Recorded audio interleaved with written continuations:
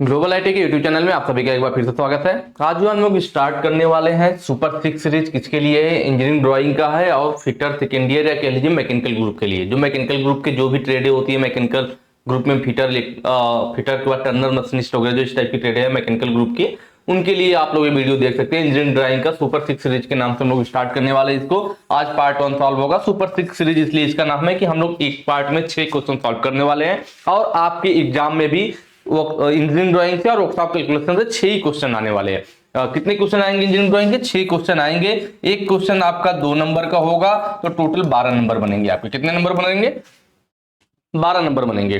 तो ड्राइंग का 6 क्वेश्चन आने वाला है और उससे आपके 12 नंबर आपके एग्जाम में मिलने वाले हैं। तो हमें इस छोटे से पार्ट को ये सोच करके नहीं छोड़ना है कि यार ये तो थ्योरी में, आपको मालूम होगा थ्योरी में टोटल 50 क्वेश्चन आते हैं। 50 में से आपके 38 क्वेश्चन थ्योरी के होते हैं, 6 क्वेश्चन वर्कशॉप कैलकुलेशन के, 6 इंजीनियरिंग ड्राइंग के। तो लोग सोचते हैं कि यार थ्योरी वाला पढ़ के पास कर लेते हैं, ड्राइंग वर्कशॉप कैलकुलेशन छोड़ देते हैं, तो छोटा पार्ट है छोड़ दिया जाए। लेकिन छोटा पार्ट नहीं है, 6 करके 12 क्वेश्चन है और सिर्फ 12 क्वेश्चन नहीं है, 12 दूना 24 नंबर आपका जाने वाला है। तो अगर आप एक बेहतरीन एक अच्छा परसेंटेज बनाना चाहते हैं तो उसके लिए आपको इस छोटे से पार्ट का भी छोटा सा हिस्सा पढ़ना पड़ेगा। छोटा पार्ट है, कम क्वेश्चन है, तो आपको कम पढ़ना भी तो है। कम तैयारी करके अच्छे मार्क्स मिल जा रहे हैं तो क्या दिक्कत है? तो हमें इस चीज को छोड़ना नहीं है, इसको भी साथ लेकर के चलना है। ठीक है, जो मैं आपको क्वेश्चंस करवाऊंगा उसका आपको पीडीएफ की बात आएगी कि भाई पीडीएफ कहां मिलेगा, तो उसके लिए आपको वेबसाइट पे विजिट करना पड़ेगा www.globalit.org। इस वेबसाइट पे जाकर के बिल्कुल आसानी से आप लोग पीडीएफ को डाउनलोड कर सकते हैं। प्लस हमारा ग्लोबल आईटीआई का जो ऐप भी है जो कि प्ले स्टोर पे अवेलेबल है, आप प्ले स्टोर पे ग्लोबल आईटीआई सर्च करके वहां से हमारा मोबाइल ऐप भी डाउनलोड कर सकते हैं। थोड़ा सा मैं आपको वेबसाइट के बारे में बता दूं कैसे आपको डाउनलोड करना है। आपको गूगल में सर्च करना है ग्लोबल आईटीआई, जैसे ही सर्च करेंगे पहली वेबसाइट मिल जाएगी globalit.org के नाम से। इस पर आपको क्लिक करना है। क्लिक करेंगे नया टाइप कुछ इस तरह से ओपन होगा। यहाँ पे जो ऑप्शन है होम, हमारे बारे में नई अपडेट आईटीआई कोर्स, नॉर्मली आपके फोन में दिखाई नहीं देंगे। उसके लिए आपको राइट साइड कॉर्नर में 3 डॉट बना हुआ है, वहां पे क्लिक करना होगा। जैसे ही क्लिक करेंगे सारे ऑप्शन आपके सामने होंगे। इसमें से आपको आईटीआई कोर्स को चूज करना है। आईटीआई कोर्स को चूज करते ही कई सारे ऑप्शन आपके सामने आ जाएंगे। यहाँ पे वर्कशॉप कैलकुलेशन के जस्ट नीचे इंजीनियरिंग ड्राइंग है, आप इंजीनियरिंग ड्राइंग पे क्लिक कर लीजिए। क्लिक करेंगे नया टाइप कुछ इस तरह से ओपन होगा। नीचे को स्लाइड करेंगे, 2 ऑप्शन है, ITI first year engineering drawing और पहला वाला सेकंड ईयर है, नीचे फर्स्ट ईयर है। आप सेकंड ईयर पे क्लिक करके नीचे को स्लाइड कीजिएगा, आपको पीडीएफ वगैरह यहाँ पे मिल जाएगा। चलिए क्वेश्चन की तरफ हम लोग चलेंगे। आज का पहला क्वेश्चन देखिए, एक चीज और, बार बार जब ड्राइंग की बात आती है ना, फर्स्ट ईयर में जो ड्राइंग है वो आपकी वाकई में ड्राइंग है जो आपको ड्राइंग पढ़ना है। ठीक है, हालांकि ऑब्जेक्टिव हो गया, पहले जब बनाने के लिए आता था तो और भी मजा आता था और भी ज्यादा सीखने की चीजें मिलती थी। हालांकि अब सिलेबस थोड़ा शॉर्ट हो गया तो इसलिए ऑब्जेक्टिव क्वेश्चन आने लगे हैं, सिर्फ आपको ड्राइंग का थ्योरेटिकल चीजें पढ़नी है। तो फर्स्ट ईयर में तो सच में ड्राइंग है, लेकिन सेकंड ईयर में काफी बच्चे परेशान रहते हैं, सर इलेक्ट्रिशियन में ड्राइंग पढ़ा दीजिए, सर सेकंड ईयर वाला पढ़ा ही नहीं रहे, फिटर वाला पढ़ा दीजिए। तो ना पढ़ाने का सिर्फ यही रीजन है कि यार आपके सेकंड ईयर में ड्राइंग तो है ही नहीं। आपके सेकंड ईयर में 1-2 क्वेश्चन जो ड्राइंग के आएंगे वो फर्स्ट ईयर वाले ड्राइंग के आते हैं, 1-2 क्वेश्चन। बाकी 6 में से 4 से 5 क्वेश्चन होंगे वो आपके थ्योरी से आने वाले हैं। कहां से आने वाले हैं? जो आप फिटर सेकंड ईयर में थ्योरी पढ़ रहे हैं, जो टर्नर वाले, मशीनिस्ट वाले, जो भी आप सेकंड ईयर की थ्योरी पढ़ रहे हो ना, उसी थ्योरी से क्वेश्चन आ रहा है आपके ड्राइंग में। तो ड्राइंग आपको पढ़ना कहां है? आप लोग ड्राइंग के लिए परेशान रहते हो कि सर ड्राइंग पढ़ा दीजिए, ड्राइंग पढ़ा दीजिए। अभी आप क्वेश्चन सॉल्व करेंगे समझ में आएगा। देखिए यहाँ पे रिविट का क्वेश्चन पूछ रहा है, रिविट तो आपने थ्योरी में पढ़ रखा है, तो थ्योरी वाला तो उठा करके यहाँ पे रख दिया। तो अगर आपने फिटर थ्योरी अच्छे से पढ़ रखी है तो ड्राइंग में दिक्कत कहां आने वाली है? ड्राइंग में दिक्कत कहां आ रही है? जो फिटर थ्योरी है वही आपका ड्राइंग है। चलिए देखते हैं, यहाँ पे दिए गए रिविट को पहचानिए। या रिविट है शायद, अगर आपको क्लियर ना दिख रहा हो तो इसको मैं थोड़ा सा ड्रॉ कर देता हूं ना, लाइनों को मैं पेन चला देता हूं जिससे कि आपको क्लियर दिख सके। यह फिगर हमें दे रखा है, ठीक है, ठीक है। चलिए इस टाइप से ये पूछ रहा है कौन सा रिविट है। तो ये कौन सा रिविट है? ज्यादातर लोग आप लोग थ्योरी में पढ़े होंगे तो पता चल गया होगा भाई, स्नैप हेड रिविट है। इस तरह से जो गोलाई में बना होता है रिविट, जो नॉर्मल सबसे अधिक यही रिविट यूज की जाती है। जो आप लोग रिविट देखते हो, जो रिविट यूज की जाती है वो यही वाली रिविट सबसे अधिक यूज होती है और ये मजबूत जोड़ बनाती है, मजबूत जोड़ भी बनाती है और सबसे अधिक यूज भी होती है। मजबूत जोड़ भी बनाएगी और सबसे अधिक यूज भी होगी। ठीक है, फ्लैट हेड, ये वाला जो फिगर है ये फ्लैट हेड रिविट का फिगर है। यहाँ पे देख रहे हैं ना, फ्लैट हेड रिविट है। इसका यूज कहां होता है? तो जब कोई पतली धातु, कोई सीट मेटल है, कोई पतली धातु चादर है, उनको जोड़ना हो। कहां पे? जब पतली धातु चादर को जोड़ना हो, पतली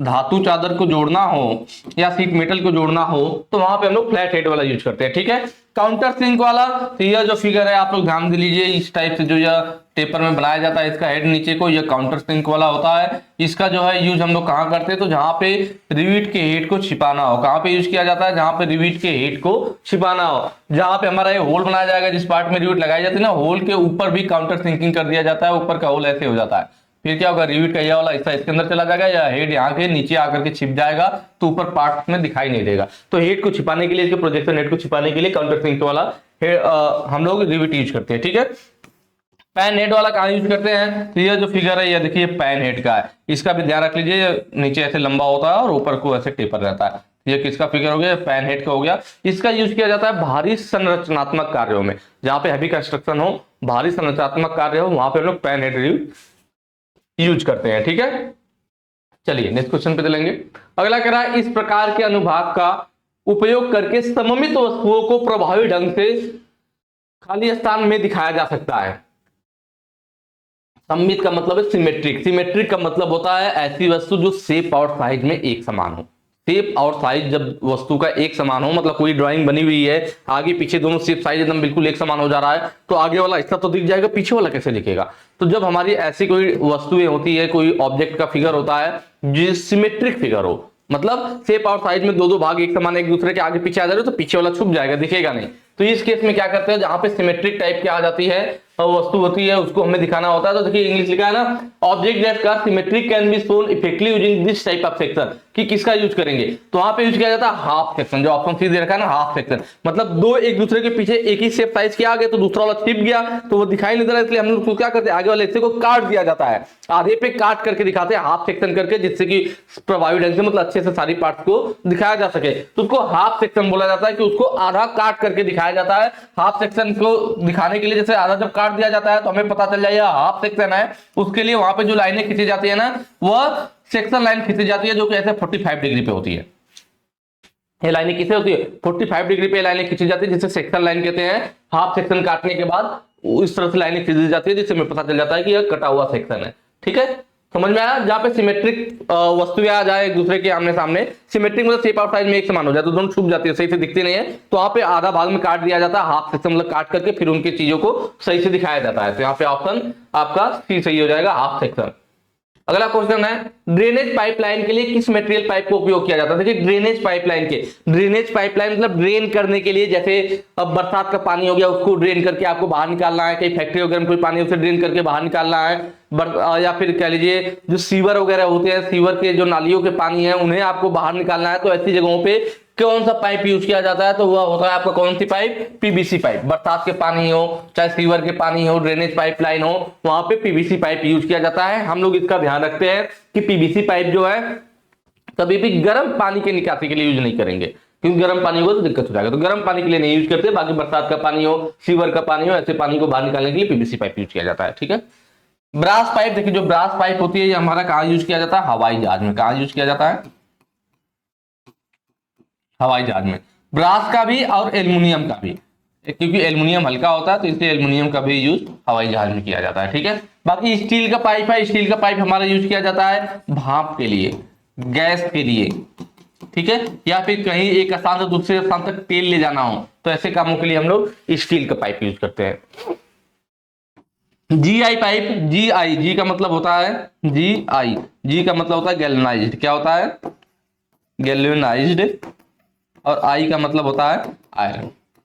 तो गैल्वेनाइज्ड आयरन की पाइप या जीआई पाइप कहां यूज की जाती है, जहां पे हमें पीने की पाइप, पानी पीने वाली जो पाइपलाइन गई हो ना, वहां पे यूज किया जाता है। अगर हमें कहीं पे पानी पीने के लिए पाइप बिछानी है तो वहां पे जीआई पाइप यूज किया जाता है, पानी पीने के पाइपलाइन के लिए।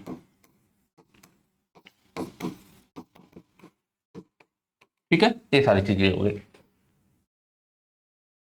अगला क्वेश्चन कह रहा है बीएसडब्ल्यू स्क्रू थ्रेड के एंगल क्या। देखिए बीएसडब्ल्यू, जिसमें भी बीएस लगा होगा, बीएसडब्ल्यू, बीएसएफ, बीएसपी, सब बीएस लगे हुए हैं, इन सब का एंगल 55 डिग्री होता है। तो बीएसडब्ल्यू का पूछा था, डी वाला हो जाएगा 55 डिग्री, बीएसडब्ल्यू, उसके बाद BSF, British standard fine thread, उसके बाद बीएसपी, ये पाइप पे थ्रेड काटी जाती है, ब्रिटिश स्टैंडर्ड पाइप थ्रेड, और बीएसडब्ल्यू का मतलब है ब्रिटिश स्टैंडर्ड विथवर्थ।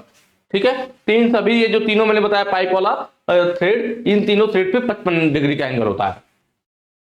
30 डिग्री की बात करें तो 30 डिग्री का कहां होता है, तो देखिए यह होता है मीट्रिक एक्मी थ्रेड। किसमें, अगर मीट्रिक एक्मी थ्रेड है तो वहां पे 30 डिग्री होता है। अगर सिर्फ एक्मी थ्रेड होता, अगर सिर्फ हमारा क्या होता, सिर्फ एक्मी थ्रेड पूछता, तो ये वाला तो आप लोग ज्यादातर जानते होंगे, एक्मी थ्रेड का एंगल कितना होता है, 29 डिग्री। देख रहे हैं ना ये क्वेश्चन भाई, अभी हमने ये जो थ्रेड वाला हम लोग क्वेश्चन देख रहे हैं, जो हमने पाइप वाला क्वेश्चन देखा, जो हमने ये रिविट वाला क्वेश्चन देखा। देखिए रिविट, ये आपके रिविट वाले चैप्टर से, आपके थ्योरी से है आपका। यह सिर्फ एक ड्राइंग का क्वेश्चन जो कि फर्स्ट ईयर में ही है, मैंने बताया ना एक आध ड्राइंग के क्वेश्चन मिल जाते हैं। बाकी ये किसका है, पाइपलाइन, आपका पाइप फिटिंग वाले चैप्टर से आ गया थ्योरी में से। उसके बाद यह आपका थ्रेड वाले चैप्टर से आ गया। तो सब कहां से आ रहे हैं क्वेश्चन, ड्राइंग, नाम तो ड्राइंग है, पर देख रहे 4 क्वेश्चन में से एक ड्राइंग का आया, वो भी फर्स्ट ईयर वाला, बाकी 3 क्वेश्चन तो आपके थ्योरी से है। तो यही मैं आपको समझा रहा था कि सेकेंड ईयर ड्राइंग में कोई बहुत बड़ा पहाड़ नहीं है जो आप लोग परेशान रहते हो कि यार सेकेंड ईयर में सर ड्राइंग पढ़ाई नहीं रहे,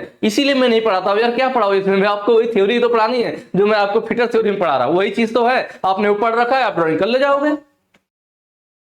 चलिए 45 डिग्री देखिए किसका होता है, तो यह हमारा किसका होता है भाई, बट्रेस थ्रेड। किसका होता है, बट्रेस जो थ्रेड होती है ना, उसका एंगल 45 डिग्री होता है। 60 डिग्री किसका होता है, तो मीट्रिक थ्रेड का। किसका होता है,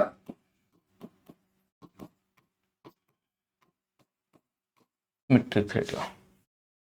चलिए ठीक है, अगले क्वेश्चन पे चलेंगे। निम्नलिखित में से कौन सा एक पाइप फिटिंग में 4 पाइपों को समायोजित करता है, निम्नलिखित में से कौन सा एक पाइप फिटिंग में 4 पाइपों को समायोजित करता है। देखिए पहला एल्बो की बात कर रहा है, तो यह जो मैं दिखा रखा हूं ना यहाँ पे एल्बो का फिगर, इसमें देखिए क्या है, इसमें एक पाइप इधर से जाएगी, एक पाइप इधर चली जाएगी, मतलब पाइप हमारी किधर घूम गई, 90 डिग्री पे। मतलब जब हमें पाइप लाइन की दिशा को बदलना हो, या कह लीजिए जब 2 पाइपों को 90 डिग्री पे जोड़ना हो, या फिर एक एल्बो आता है 45 डिग्री वाला भी, 90 डिग्री या 45 डिग्री पे जोड़ना हो, तो वहां पे हम लोग एल्बो यूज करते हैं। ठीक है, या पाइपलाइन की दिशा को परिवर्तित करने के लिए एल्बो यूज किया जाता है। क्रॉस, तो यह जो फिगर है क्रॉस का, इसमें देखिए एक पाइप इधर लग जाएगी, एक पाइप इधर लग जाएगी, एक पाइप इधर लग जाएगी, एक पाइप इधर लग जाएगी। कितनी पाइपें, 1 2 3 4, चारों पाइपों को चारों जगह जोड़ दिया क्रॉस में, दोनों एक दूसरे से क्रॉस में हो जाती है, तो इसलिए क्रॉस बोलते हैं इसको। तो 4 पाइपें जोड़ के क्वेश्चन में पूछा था कि किस पाइप फिटिंग में 4 पाइपों को समायोजित करता है, तो वह क्या है आपका यह है हमारा क्रॉस। तो ऑप्शन भी आपका सही हो जाएगा। यूनियन क्या होगा, तो यह देखिए यूनियन यहाँ पे दे रखा है ऑप्शन सी में, यूनियन, इसका फिगर हमारा यहाँ पे है, यह जो है यूनियन। इसका यूज किया जाता है किसी पाइपलाइन को, इसको वहां पे यूज करते हैं जहां पाइपलाइन को बार बार बीच से अलग करना, क्योंकि कोई और आप यहाँ पे सॉकेट वगैरह लगाएंगे तो क्या होगा, पाइपलाइन को आप अलग नहीं कर पाओगे, या फिर किसी मेन टंकी के पास में भी लगाया जा सके। मान लीजिए टंकी खराब हो गई तो टंकी को निकाल के किसी और टंकी को आसानी से लगाया जा सके, तो ये हमारा क्या होता है, यूनियन होता है। या फिर कोई पाइपलाइन जा रही है, वहां बीच में हमें खोल करके पाइपलाइन का मोटर लगा करके वहां से पानी लेना हो, फिर पाइपलाइन को बंद कर देना हो, तो ऐसी जगहों पे भी यूनियन यूज किया जाता है, या अस्थायी जोड़ बनाता है। इसमें क्या होता है, एक देखिए एक पाइपिया होगी, एक पाइपिया होगी, दोनों पाइप पे देखिए इस पाइप पे एक इस तरह का फ्लैंज कस दिया गया, दूसरे वाले पाइप पे यह फ्लैंज कस दिया गया, 2 फ्लैंज पाइप पे कस दिए गए। इधर देखिए नॉर्मल फ्लैंज है और इस वाले फ्लैंज पे ऊपर थ्रेड कटा हुआ है, तो इस फ्लैंज को इसके साथ टाइट करने के लिए यहाँ पे एक विशेष प्रकार का यह नट होता है, देख रहे हैं नट जैसी आकृति है, इस नट के अंदर थ्रेड कटा हुआ है और इधर वाले फ्लैंज के ऊपर थ्रेड कटा हुआ है। तो जब हम लोग इसको खींचेंगे तो ये क्या होगा, यहाँ आकर के फ्लैंज पे टकरा जाएगा, और इसको खींच करके यहाँ जब टाइट करेंगे तो ये इसके ऊपर ऐसे टाइट हो जाएगा और दोनों पाइपें आपस में जुड़ जाएंगी। और जब अलग करना होगा तो इस नट को हाथ से घुमाएंगे, ये नट खुल जाएगा, दोनों पाइप अलग हो जाएगी, बीच में मोटर वगैरह लगा करके पानी को निकाल सकते हैं। तो ये हमारा यूनियन होता है। टी क्या है, तो ये जो आपको फिगर दिख रहा है टी है। 2 पाइपलाइन हमारी सीधी जा रही थी, हमें इस पाइपलाइन में एक तीसरी पाइपलाइन ले जानी थी 90 डिग्री पर, तो देखिए ये तीसरी पाइपलाइन 90 डिग्री चलेगी। आकृति कैसे बना है, टी जैसा बना हुआ है, इसीलिए इसको टी बोलते हैं। जब कोई पाइपलाइन जा रही है और उससे हमें एक ब्रांच 90 डिग्री पर ले जाना हो तो हम टी यूज करते हैं। ठीक है, अगला देखिए कह रहा नट और बोल्ट है, कि नट और बोल्ट क्या है। देखिए यहाँ पे नट और बोल्ट क्या है, इसको समझने से पहले हमें पता होना चाहिए क्या, कि ज्वाइंट कितने टाइप के होते हैं। ज्वाइंट, ठीक है, जो जोड़ बनते हैं कितने टाइप के होते हैं, तो जोड़ हमारा जो होता है ना वो 3 टाइप का होता है। कौन कौन सा, एक परमानेंट जोड़ होता है, एक सेमी परमानेंट होता है, और एक टेम्पोररी होता है। 3 हुआ। देखिए मैंने क्या बताया आपको, सेमी परमानेंट बताया, टेम्पोरी बताया और परमानेंट बताया। सेमी टेम्पोरी कुछ नहीं होता है, या ऑप्शन सी तो ऐसे ही हट जाएगा। सेमी टेम्पोरी ज्वाइंट होता ही नहीं है, 3 ज्वाइंट होता है। कौन सा? Temporary, permanent, semi permanent. ठीक है यार, खांसी कुछ ज्यादा ही आ रही है। चलिए देखते हैं यहाँ पे परमानेंट, टेम्पोरी और सेमी परमानेंट ना।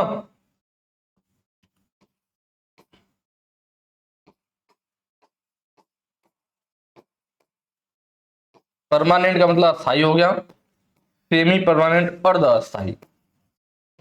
सेमी परमानेंट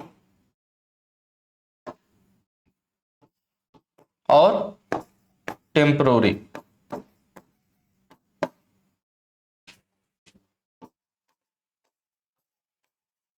टेम्पोरी ठीक है, 3 हो गया ना। यहां पे देखिए परमानेंट में क्या होगा, परमानेंट का मतलब होता है अस्थाई। अस्थाई जोड़ देखिए, परमानेंट हो गया अस्थाई जोड़, सेमी परमानेंट क्या हो गया, अर्ध अस्थाई जोड़, और टेम्पोरी का मतलब अस्थाई जोड़।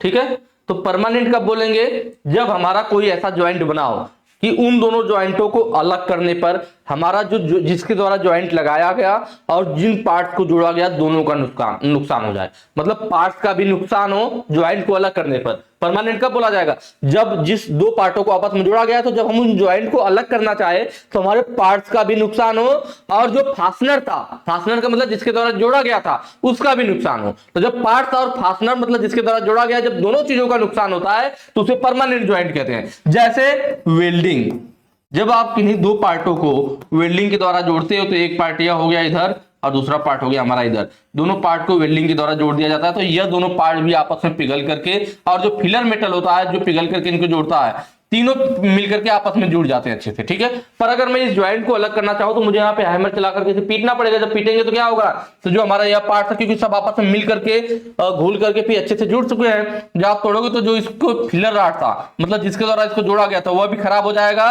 और जिन पार्ट को आपने आपस में जोड़ा था पार्ट भी टूटेंगे, वह भी खराब हो जाएगा, फिर दोबारा इन्हें अच्छे से नहीं जुड़ पाएंगे। तो इसमें पार्ट्स का और जिसके द्वारा हमने ज्वाइंट लगाया था, तीनों चीज का नुकसान हो गया, इसीलिए हमारा दोनों चीज का नुकसान हुआ, इसलिए हमारा क्या हो गया, परमानेंट ज्वाइंट हो गया वेल्डिंग वाला। सेमी परमानेंट, जैसे रिविट आ जाएगा इसमें, रिविट 2 पार्ट है हमारे पास, एक पार्ट यह हो गया, दूसरा पार्ट यह हो गया, दोनों को हमने किसके द्वारा जोड़ दिया, रिविट के द्वारा। किसके द्वारा जोड़ दिया, देखिए इधर भी रिविट इधर भी रिविट।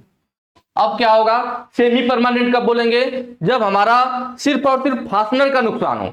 जब हम इस ज्वाइंट को अलग करेंगे, जब कोई ज्वाइंट बनाया गया, 2 पार्टों को जोड़ा गया हो, तो उन्हें जब अलग किया जाए तो हमारे पार्ट का नुकसान ना हो, सिर्फ किसका नुकसान हो, सिर्फ फास्टनर का नुकसान हो, जिसके द्वारा जोड़ा गया सिर्फ उसका नुकसान हो, एक ही चीज का नुकसान हो, पार्ट में कोई नुकसान ना हो, तो सेमी परमानेंट कहलाता है। जैसे रिविट में देखिए, अब 2 पार्टों को रिविट के द्वारा जोड़ दिया गया, अब हमें इस पार्ट को अलग करना है, तो हम क्या करेंगे, रिविट को काट देंगे, पार्ट अलग हो जाएंगे। रिविट काटेंगे तो फास्टनर हमारा नुकसान हो गया, फास्टनर तो बेकार हो गया, तो फास्टनर का नुकसान हुआ, लेकिन पार्ट हमारा सुरक्षित बच गया, पार्ट का कोई नुकसान नहीं हुआ, सिर्फ फास्टनर का नुकसान हुआ, पार्ट का कोई नुकसान नहीं, सेमी परमानेंट।